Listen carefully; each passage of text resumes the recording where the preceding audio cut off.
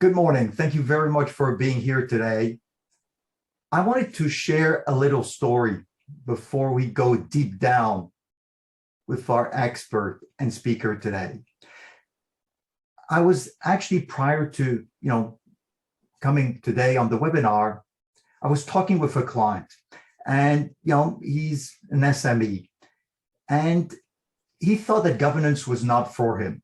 He thought it was sometimes something imposed by government. However, he hadn't reached his sales goal. And as we were discussing it, really the company was lacking processes, accountability, transparency, and definitely affected, the customer as well as the staff. And as he was looking to raise money. He realized that investors and more today, consumers were looking into the ESG factors, environmental, social, and governance. My name's Thierry Bell. I'm the co-founder at Advisory and Mentoring, and together with my partners, Peter and Jack, we're really delighted to host today a very distinguished speaker and expert. And with Dr. Sadeq AlAbdulwahab, we're going to be discussing governance for every company and the assessment methodology, for corporate governance in small, medium, or large enterprises. So you are at the right place. And maybe you're here because, you're not too clear about what is governance. Or maybe you're here because you're not too sure whether it actually it's applicable to your small, medium-sized company. But promise, he will show us, Dr. Sadeq will show us why it is very much applicable to you and how you can benefit. And maybe you're here because you want to see those values, those benefits that, governance will have for your business. Dr. Sadeq, is a governance expert. He's the CEO of the Management Doctor Consultancy Center. He's a doctor in management with over 21 years experience. He's a certified management consultant, from Kingston Academy. He's also a certified management consultant with BetaSAS. And he's got also 4 years of governance advisory with the board of director of the Nawad Holding Company. He has also provided many training, on governance, crisis management, strategy management, business continuity planning, succession planning, and of course, leadership development. And you know that those topics are definitely relevant to us and to you. He's also authored, many papers relating to governance. And there's one textbook that I like to recommend and discuss, which is, the leadership development process, triplex process of assessing, promoting, and empowering leaders. And if you go deep into it, you're going to see that he provides many methodologies to empower leaders by proper governance. So you're all here to hear what Dr. Sadeq has to say. Dr. Sadeq, thank you so much for giving us, some precious time in your diary to be able to be here today and tell us more about governance for every company. Of course, as an attendee, we want to make sure that you ask questions because he's here for you. He's here to basically, eliminate maybe blind spot we have. Sometimes we don't know what we don't know. So he's here to help you navigate, a brighter future, healthier future for your business. Dr. Sadeq, thank you so much. The floor is yours. We're excited. Thanks. Thank you, Mr. Terry, for that introductions and greeting to everyone attend this webinars or will watch that webinars and recording sessions. As the Terry introduced me, I am Dr. Sadeq AlAbdulwahab. I am governance expert in advisory and mentoring company and CEO of management Doctor Consultancy Centers in Bahrain. Today we will talk about exciting and interesting topics is making governance for every company. And we will discuss assessment methodology of governance for small, medium, and large enterprise. Let's start by the definitions of the governance. This is some definitions we collected from the scholar and expert of governance. The Unbridged dictionary said that governance is exercise of authority, control, government, and or arrangement. David Larker is the author of the Corporate Governance Matters, said that governance is controlling and monitoring system, checks and balance the interest of stockholders in organization. Richard Chait is the author of the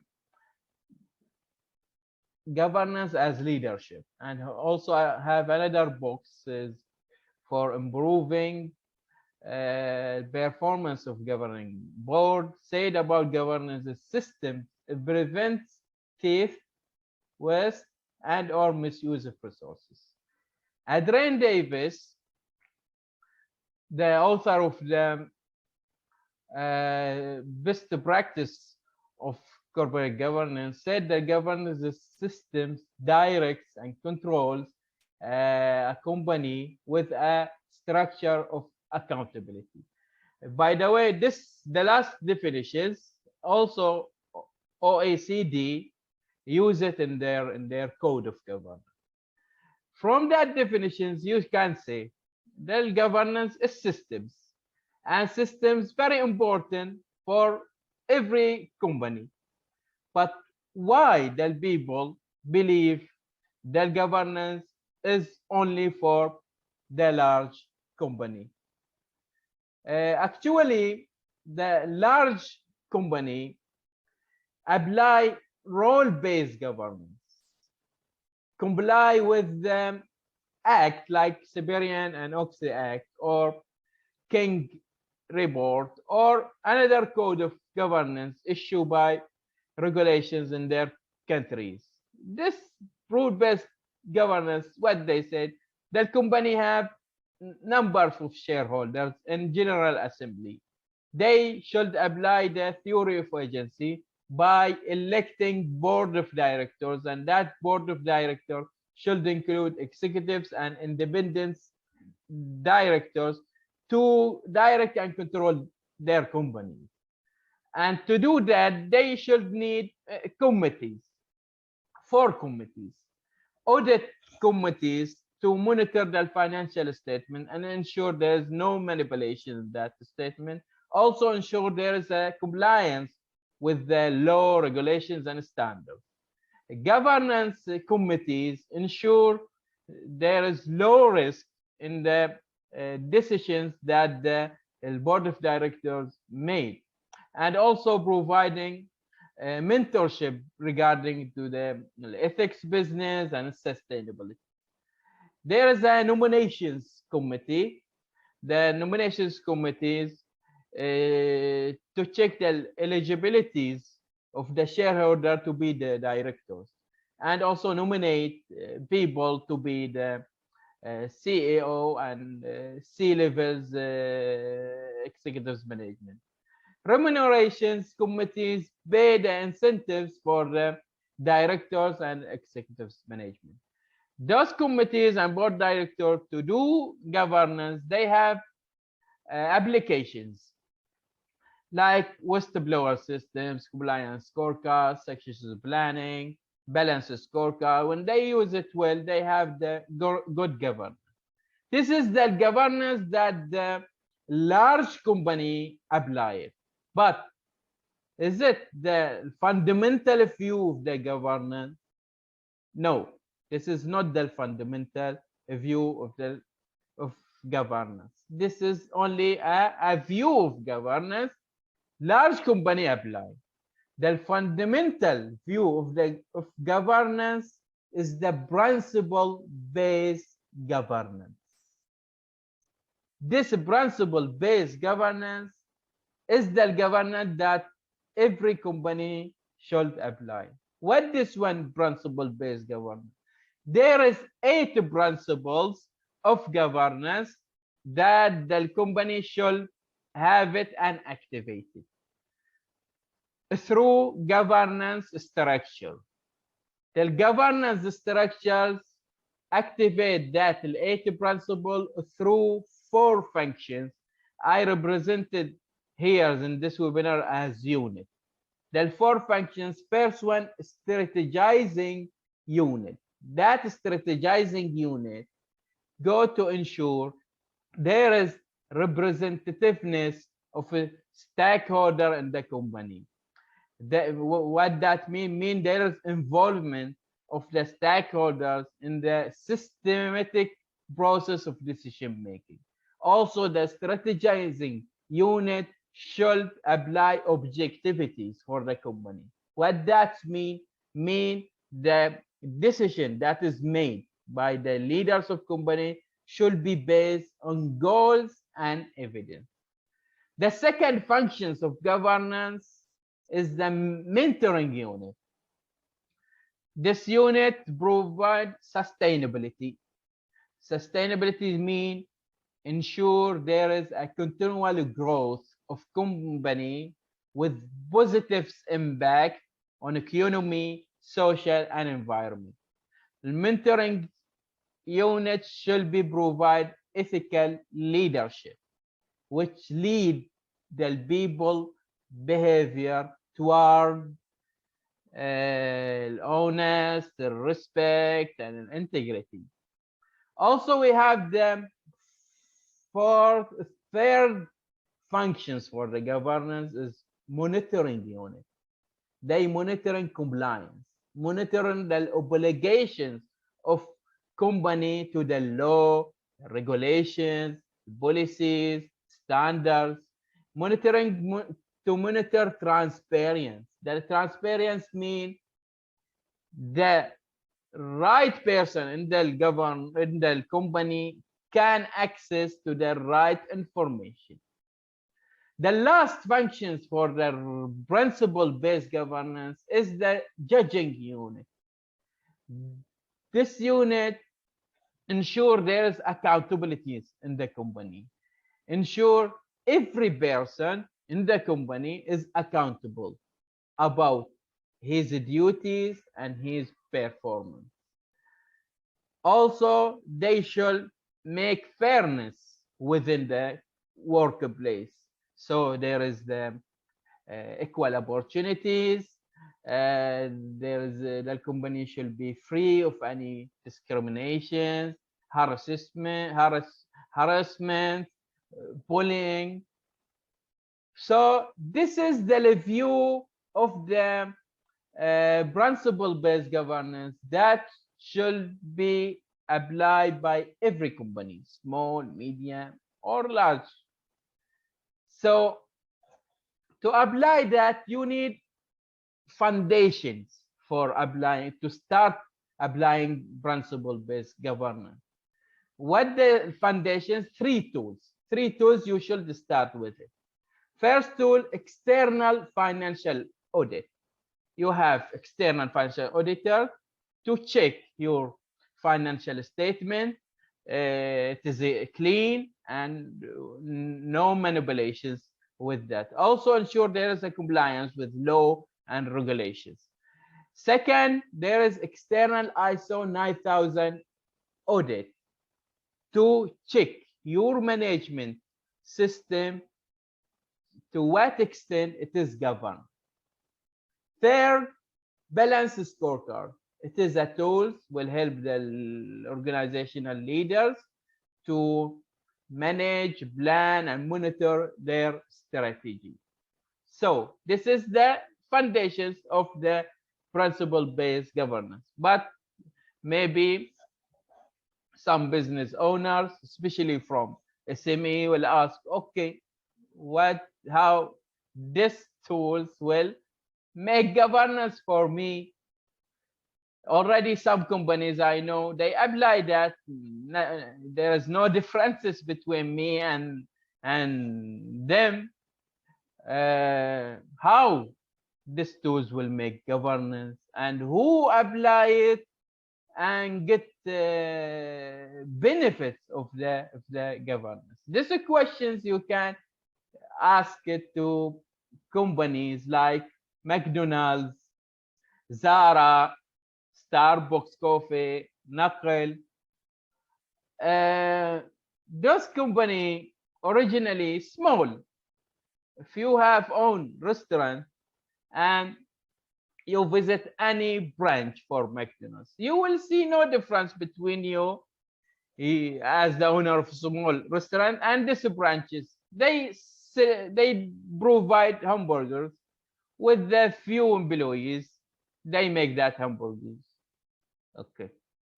Zara, if you have a boutique and visit the showroom of Zara, you will see you sell the clothes. They are selling the clothes.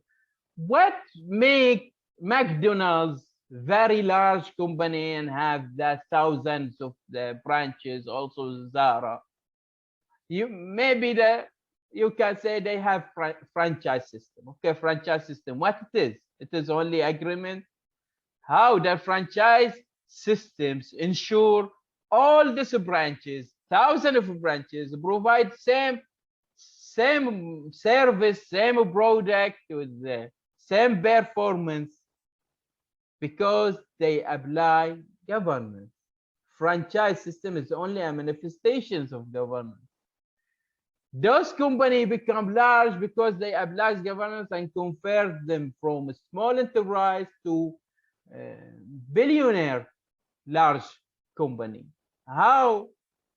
Because they don't go from the beginning to read rules for the governance act and try to apply rules, and no, they look for the values from that governance.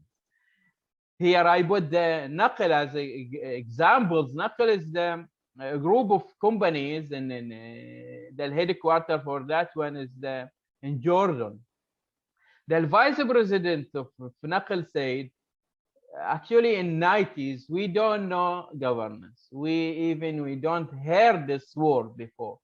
What we did to improve our small company to be large and to be group of companies, there is a principle like accountability, like fairness, like objectivity.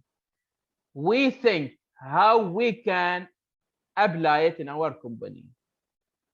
This thinking generate improving in their management systems. After 20 years, this vice president of Naql attend the conference talking about governance. They say most the experts that talk about governance, we apply it without knowing about that rules and that. We know there is a value. They apply approach of value-based governance. What this approach of value-based governance, how I can apply it? Actually, as I told you, there is 8 principles. If you apply it properly, there is a values that you can gain it from the implementations of that principle. What this value? This value is successful decisions, sustainable strategy, stakeholder integrity, profitable organizations. Just think how to apply that principle and how to improve and develop your management system to gain that values from that principle. Gradually, you will create good governance, effective governance, equivalent to the rule-based governance that the large company and large successful company apply. How now the company can apply value-based governance? They need first to do value-based governance assessment. This assessment includes 5 steps: board identifications, governance needs assessment, quality management audit, compliance evaluations, business impact analysis. So I will go to explain this webinar step by step. In the step one, board identifications. As the consultants, I will go to your organizations and analyze your organization. I will see what the size of your organization, how many numbers of shareholders you have, how much complexities your strategic decisions. I will study board tiering. Do you need single board or double board? What is the effective compositions of your board? How many directors you need? And what the varieties of their experience? Do you need committees? Which committees that you need? How many meetings that the directors and members can attend in the board of directors and committees? How we can do the representatives of stakeholders inside the governance structures, how the labor union can be involved in your decisions. If you have major suppliers, how it will be their involvement with your decisions. I will see the where to put independent directors in that governance structure. Do you need any extra advisors? What is the accountability system that you use and what you should use? If I finish that analysis, I can form a director or form a board of governance for you. Usually there is 4 categories. There is a simple board. Simple board, only there is one board, not board of director, board of stewardship. Have the representatives of stakeholders to do the 4 functions of the governance that I explained in this webinar. This is usually for the small organization with few shareholder, and the work process is not much complicated. Maybe you need advisory board. This advisory board have 2 boards: board of director for the only shareholders and board of steward with the advisors and the stakeholders, and similar to the board of steward that I explained, simply in simple board that will do the 4 functions of governance. Maybe your company is little large. You can use the traditional board that I explain it as the rule-based governance with the General Assembly, Board of Directors, and 4 committees. Usually this is used for a large company with the traditional strategy. Maybe your company is more complicated. The work process is so sophisticated. You have a lot of shareholders. Not single companies, groups of companies. Maybe you go to the comprehensive board with 2 double board of directors and board of stewardship with the committees. So to activate that governance in your company, it will be depend in your company which category of board we select to you. After I finish this one, I will go to the governance need assessments for the company. See, the governance actually should have tools. The most effective tools for the good governance is the code of ethics, policy of inclusiveness, documentations management platform, scorecard of compliance, hotline systems, whistleblowing systems, succession planning, business continuity planning, GRI measures, franchising systems, plus to the balance scorecard. But this is implementations of that elements need cost, need resource, will need higher staffs, need time to work with it. Usually, if you doesn't know how to put the plan to implement that element compatible with your capabilities, actually the governance will make you lose, not give you value. So we need to assess your needs for that element. We will see the availability, which elements you have now, which one you have partially, which one you don't have. That you don't have it. We will see the urgency. It is urgent for short term or mid or long term. Also, how you manage the existing one and how you will manage the that we will you need it of element. You manage it internally or outsource or combine. We will study the complexities for that system. It will be low complicated or normal or high. This one will give us idea how to put you the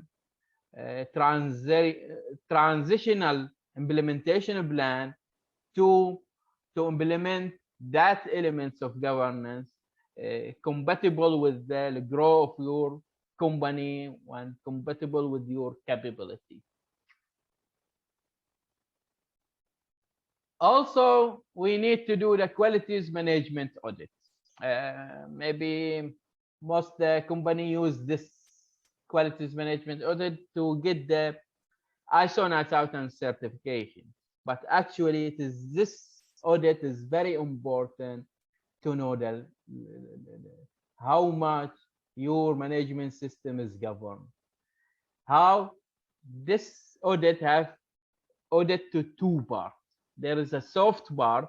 We will audit the human interactions in your company. The hard part, we will audit the human machine interactions in your company. For the soft part, I will see the leaderships. How much the organization hierarchy is effective in your organization. Do you have leadership development program? I will check the decision making. Do you have accessible information system? Is that all the documentation that you need for the actual decisions is available?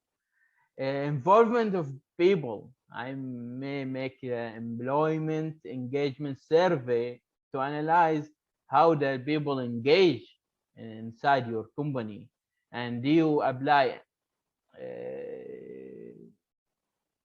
powerful segregations of duties? Also, we should not ignore customers. We should know about the customer satisfactions and do some questionnaires to know that. And we will see if you have any customer loyalty program. That is for the soft part. For hard part, do you have the process for every single activities in your company? And this process based in systematic flow chart, and do you have plans to operate that process? Also about the system approach to the management, we will analyze the value chain for your company to value how your product from the input as raw material to becomes in the output as good or service to the customers. We will analyze how you make the good integrations of your process to have the system approach to the management. Also, we will see if you have good business continuity management or you need to improve your business continuity planning. Also, we will see if you have continual improvement through the evaluation to your productivities. Also, we will evaluate your training system in the company. Finally, suppliers. There is mutual benefit between the companies and suppliers, and we should see, do you have supply chain? Is this supply chain based on effective systems, organized systems? What about your inventory management? It is well organized. So that one will give me idea where the area of development that I should do it to your management system to be more governed. Fourth steps about the compliance evaluations. You need to be obligated to standards, law, regulations, codes. If you go to the nets, you will find hundreds of that regulations, law, and standard. hundreds of them handbooks. As the small or medium company, do you want to read all the rules in that one, and after that educate your employees to follow that rules? You cannot you should evaluate what you need, and how to improve the compliance over the time. We will study the compliance type that you needed. There is a general compliance. There is a compliance with the country law, general company policy, code of ethics. There is a technical compliance related to the specific thing: safety, finance, accounting, so engineering issues. So we will see which one you need. Ad hoc compliance, maybe you need to create some procedures to be more compliant with your special procedures. Franchising is one of that ad hoc compliance. So when I list numbers of the compliance that you needed for your company, I go to the prioritize that list of compliance. How? By evaluate the compliance risk. Actually, if you are not compliant, there is a cost. You will lose it from sanctions of illegal work. We will see where there is a risk from illegal work and sanctions. If any incident happens, of course, there is damage and lost money from that one. We will evaluate this one. Some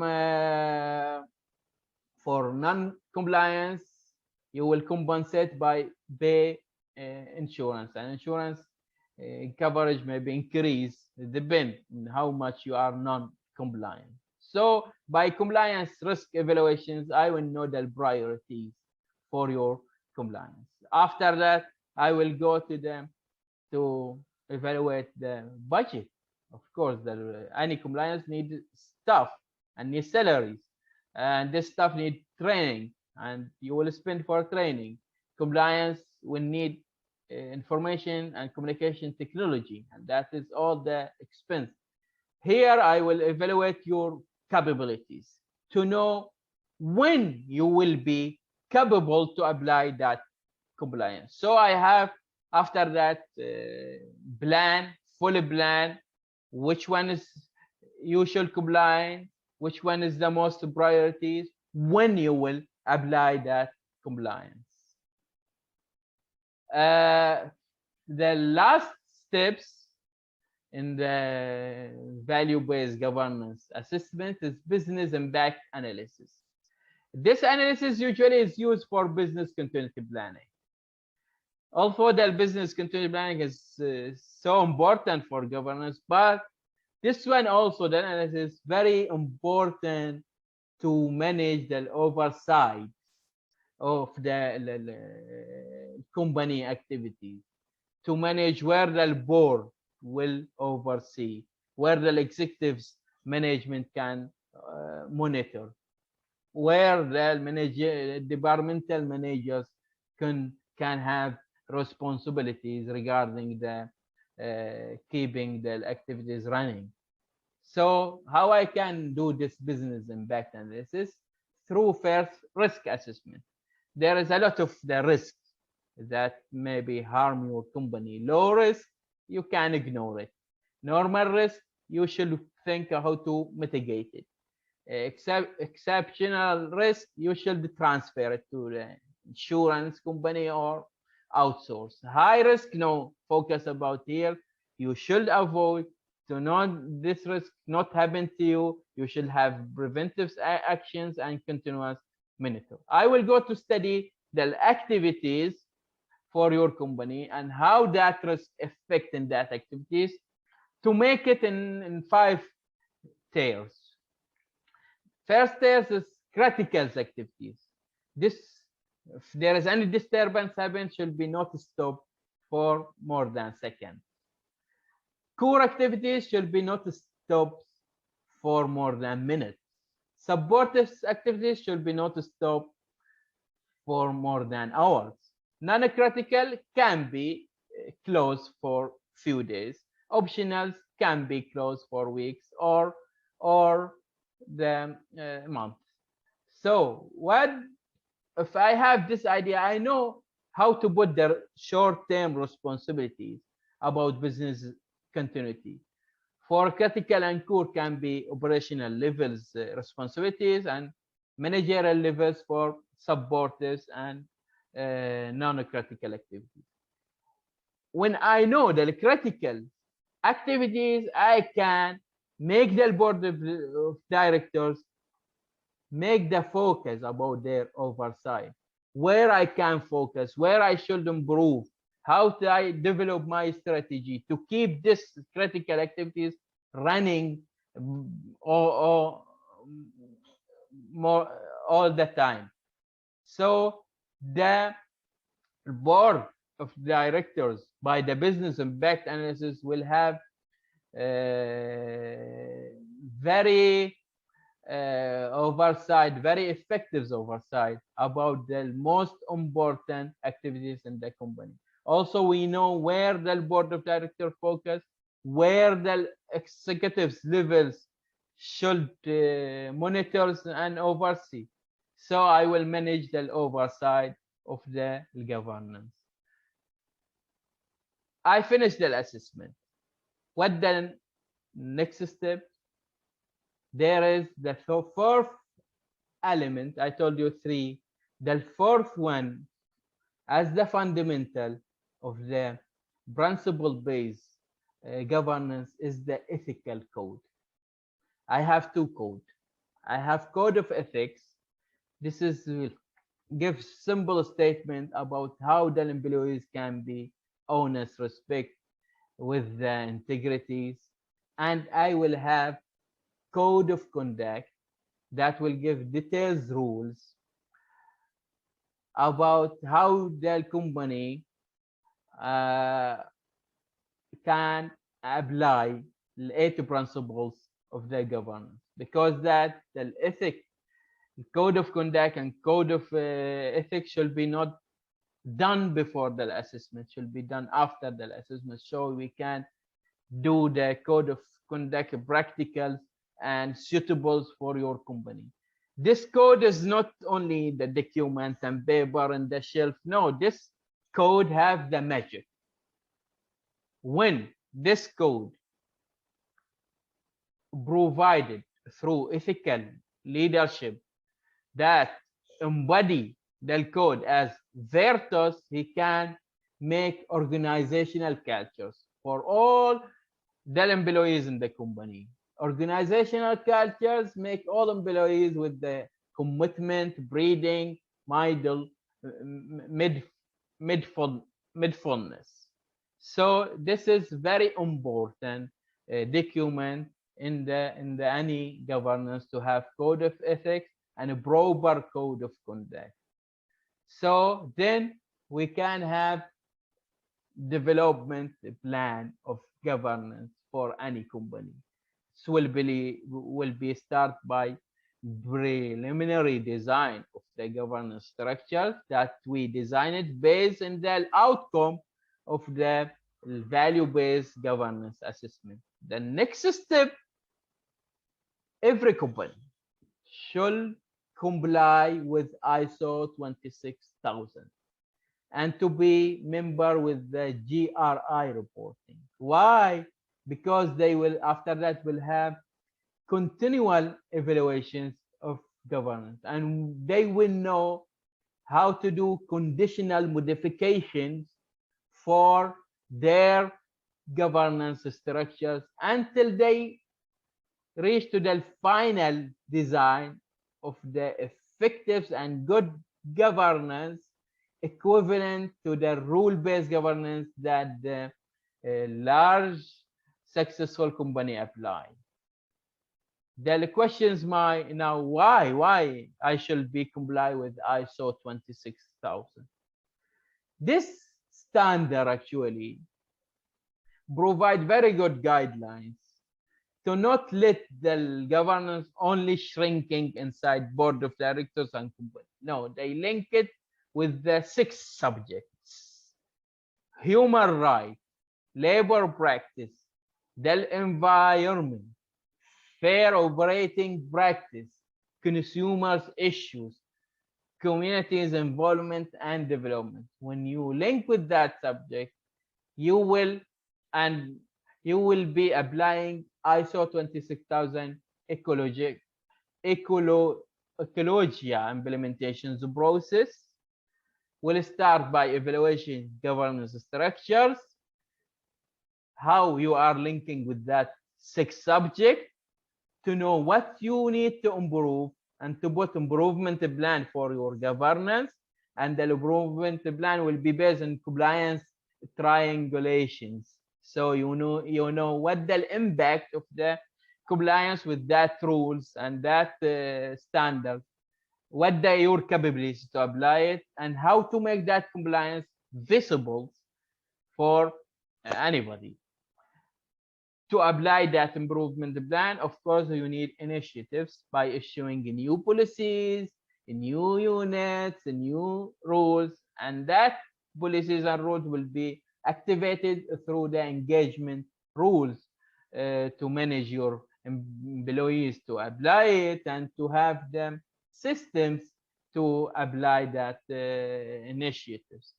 Then you can test your governance credibilities. Your test shall be not done alone. No, will be tested through the international system, which is GRI G4 disclosure systems. And through that system, you can test how much your governance is credibility or credible. So, and monitor very important index in your evaluations of the governance. The 4th element is discriminations, corruptions, hazardous and pollutions.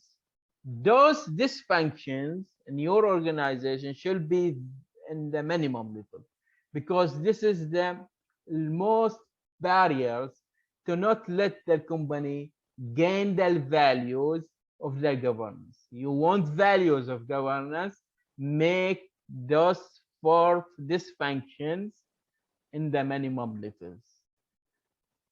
So I finish my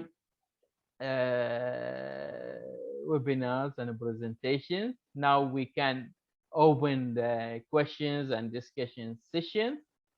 Maybe we have only 15 minutes. I can give you only short answer about your questions, but for details, we have 5 days program, which is corporate governance development program.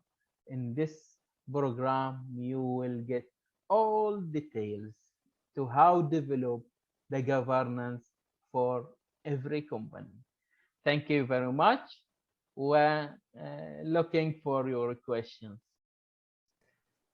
Dr. Sadeq, thank you very much. I mean, it's always important to have that perspective from the expert to just confirm that, a lot of the things we sometimes forget is sometimes available in front of us, because you mentioned McDonald's, you mentioned also, some chain stores where, yes, that billion-dollar company, or sometimes, hundreds of millions-dollar companies, they are operating with franchisees, which are actually small or medium-sized companies. And then their success is definitely, like you said, Dr. Sadeq, definitely relating to the ability for them to implement those systems, processes. So first, thank you very much for that, because it shows us that, the more we go into it, the more it's going to be successful for the business to move forward. There was one question from Karim. His background is, Dr. Sadeq, in basically data, warehouse, data integration into machine learning, in AI, artificial intelligence. And he was asking, do you use these data abilities in company governance? Is that something that you can help him understand? Yeah, if we have that data, of course, will be very useful. But I talk about something customized for the company itself. So that data should be related to the company. If it is not related, we cannot design something is related to the other company, another environment. So we need data from the company itself. So Uh, because that we have that 5-step assessment that will provide us the correct information to design the corporate governance suitable for the company. and I would say there's another question, which is what is the first step you recommend that a company take when it starts, it's looking to improve its value-based governance? What would be the first step you recommend they take? The first step, as I mentioned in the webinars, the 4 elements. If they don't have external financial auditor, they should have.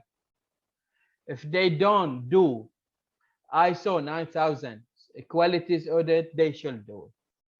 If they don't have balance scorecard in their company, they should work to have it. This is the prerequisite for any governance to have that.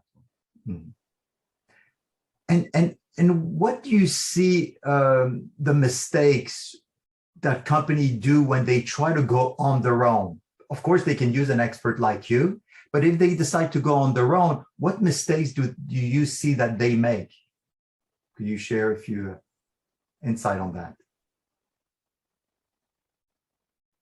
Yeah, maybe, and mistakes is different between the company and that company, but the first mistake may be misbelief. Company misbelieves by governance and its tools. Like I mentioned now, balance scorecard. You will see a lot of people, I misbelieve by this one is not effective. So if they don't have beliefs by the principles, the 8 principles of the governance that I mentioned, make values, will be the major mistake. Mm-hmm. And there's one for me, there's another question which is really important, is how do you assess, success in implementing governments, and maybe what are the measurements that you take to be able to assess that, this implementation was successful?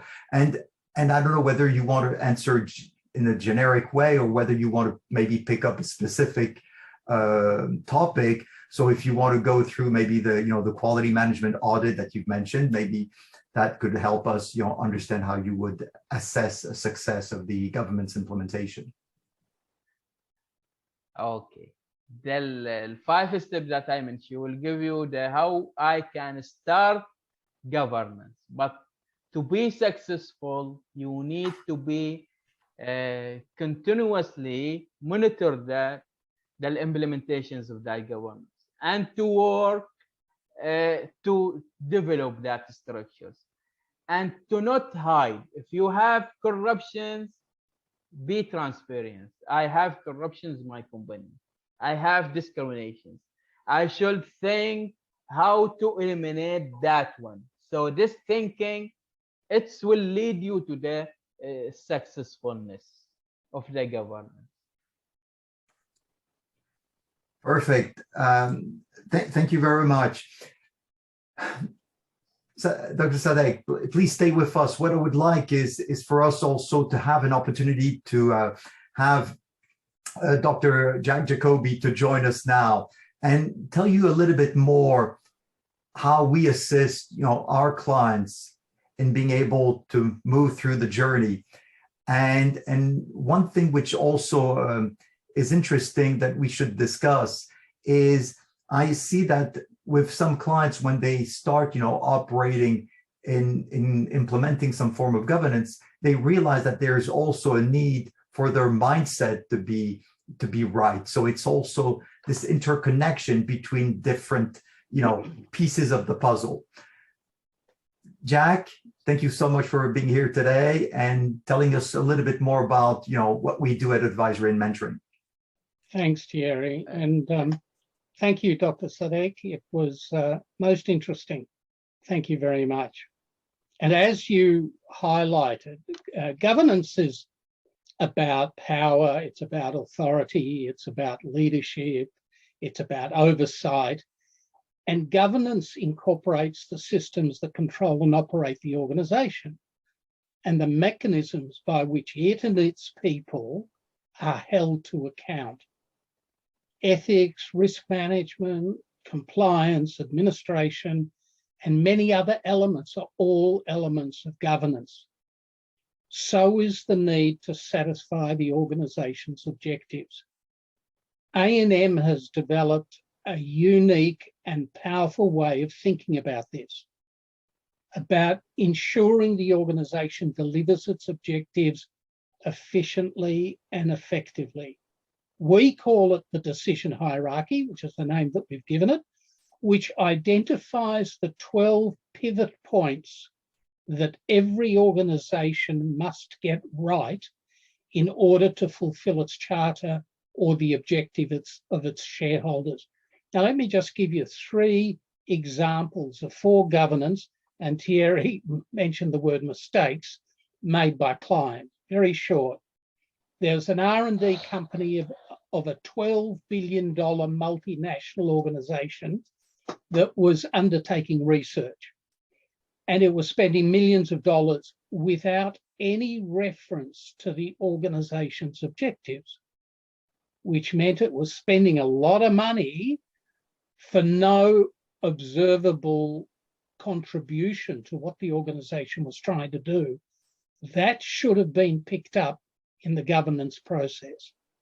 Another example, the board of a multi-billion-dollar and a very well-known international computer brand failed to oversight the CEO, and I'm about to use a word very advisedly, who stole from the balance sheet to fortify the profit and loss statement to avoid reporting its first real loss to the parent overseas owners, which was staggering. And the last example I want to mention is that a $6 billion finance organization only considered half the objectives in its charter and its business plans and totally ignored the rest, and the board didn't do anything. And I have to tell you, after many, many years in this space, there are hundreds of other examples which are actually quite scary. If you want to watch the webinar on the 12 pivot points, go to the Advisory and Mentoring website and to the webinar button, scroll down until you get to decision hierarchy, and you can view that presentation. We also have a short survey on our website about the 12 pivot points and you can see how you rate against other organizations, against the average organization. Fill it out and we'll get back to you and let you know how well you're traveling toward those objectives. A&M ultimately is all about helping its clients to achieve their objectives, whatever they are, and to avoid the many, many mistakes that they will commonly commit. And it does it basically in 4 ways. We have advisory teams, which are subject experts who are brought together on a regular basis based on the client's specific needs. And it's unlike an advisory board in that the advisory team meets as frequently as the client needs. And it provides very specific assistance and expert advice. We also have subject experts, obviously, that compose the teams, but are also available to organizations who need a specialist in a particular area because they have a particular problem or they have an opportunity and they want to capitalize on it. And that's also very common. We also have mentors who work with the senior end of the organization. We mentor differently to most other organizations. I won't bore you with all the detail, but what we do is deliver a confidential mentoring service in a way that enhances the clients, which are C-suite executives and CEOs, rather than jeopardize their reputations within the organization. So nobody knows we're there except for the client and the board who've approved us being there. And we provide public speakers to organizations and to associations for their events and their conferences and so on. So if you want to know more about us or how we might be able to help you, please contact us on the email at the bottom of the slide, and we'll get back to you almost immediately. Thank you, Thierry. Jack, thank you very much. And it's true that, you know, it was interesting because when we launched advisory and mentoring, you know, it was about helping clients and doing it at a distance, you know, and using the internet, the power of the internet. And of course, you know, with the pandemic, it proved really right. At the same time, we're always here with our experts and mentors to help you, obviously, in your country, in your company, to basically, you know, share with you what needs to be done. One thing I wanted also to ask, because another question came on board, and Dr. Sadeq, Karen was asking also, is it possible to, you know, automatically analyze data and start recognizing, you know, corruption? Yes, is that something you can assist? So I will answer the Karim questions, and also they will give comments for the Dr. Jack comment about it. See, you cannot focus in governance about one side. Okay, data and IT governance is very important, but not the only focusing about IT governance will help you for the fraud detections. As you, Dr. Jack, talk about the some scandals because of the big companies. There is a lot of tens of millions stolen from the financial budget for the company, and there is no fraud detections. Why? Because they have governance, they have board of directors, they have committee, but they focus about only one side. They focus about monitoring financial statement. Focus about one side, either focus about data or focus about finance, will not help you. Governance should be integrated one set with the 4 functions: strategizing, monitoring, mentoring, judging. And you should know how to activate that functions and which tools that you needed to activate that functions. With this integrations with the 4 rules, I can detect the frauds. So this is my short answer about the Karim questions. And he was also asking, you know, how do you use data science to support governance? Will support, but not the data only, not the intelligent industry that will catch the fraud. No, the human should be involved, data should be involved, and there is a lot of mechanisms you should have it to minimize that the corruptions. Actually, the corruptions is very serious issue, and I can't tell you. I told you about apply the governance to reduce that corruption, but I told you, you will never end the corruption. Corruptions will be there, but my fight to minimize it, not to end it. Absolutely. What I wanted to say as well is that, of course, we're here with Dr. Sadeq and, of course, the other mentors and experts, to help you. If you have any, question, you want an informal, confidential conversation, feel free to reach out, because the questions maybe you have is, will your strategy deliver your organization's objectives? Or how robust is your action plan? You have all the execution skills needed to reach the outcome you need. And, will it stand a thorough critical thinking, independent from self-serving bias? Do you need a fresh new perspective? We're here for you to help you, navigate and basically look into, what is happening today and looking where you would like to be. And we're just going to be a phone call or an email away. So we thank you very much for being here today. We're looking forward to, reconnecting with you.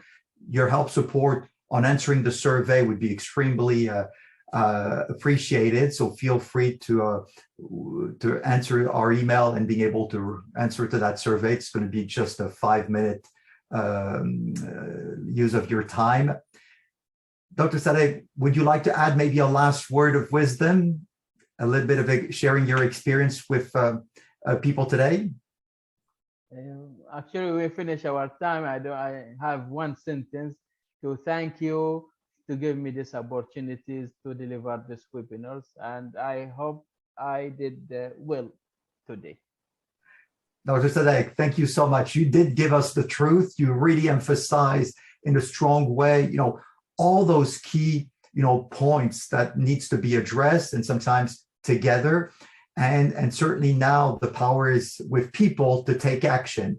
And if they don't want to take action on their own, then certainly you are available. We are available to work together. And it's true, together we're going to be stronger in helping you, build that element of governance in your business. Have a wonderful day, productive week, and looking forward to having you on our next webinar series. Thank you. Dr. Sadeq, thank you so much for your time. Really appreciate it. Thank you. Bye-bye.